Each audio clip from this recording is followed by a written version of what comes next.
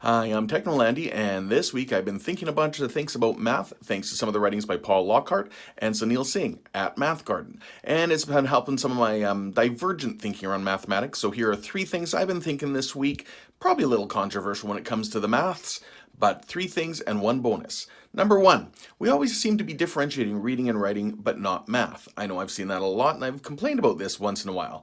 We want kids to read and write for fun, but do we really math for fun? And that's more than just playing board games. Some mathematical thinking, I think, is very important in this part. And we do know that spelling is best learned by reading and writing, not spelling lists.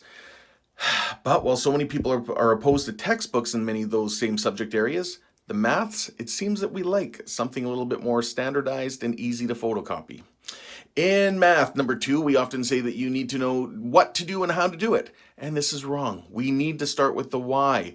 We need to understand why we're doing the math, and we need to be spending more time exploring the why, connecting with stories, some better understanding as to why the math we're learning about happens the way it is. You might just know that 7 times 7 is 49, but knowing what happens when you flip over the flashcard isn't the same as knowing why those number combinations work the way they do.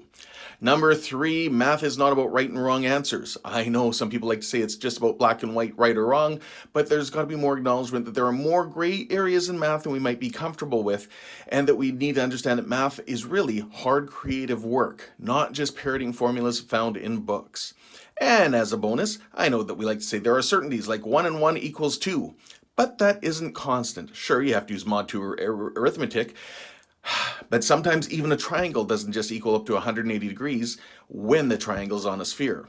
This is where math gets fun. This is why we need to be sending more thinking around math in this nowadays. Those are three things I've been having on math. Thanks to Sunil Singh and Paul Lockhart for pushing my thinking even further with the maths.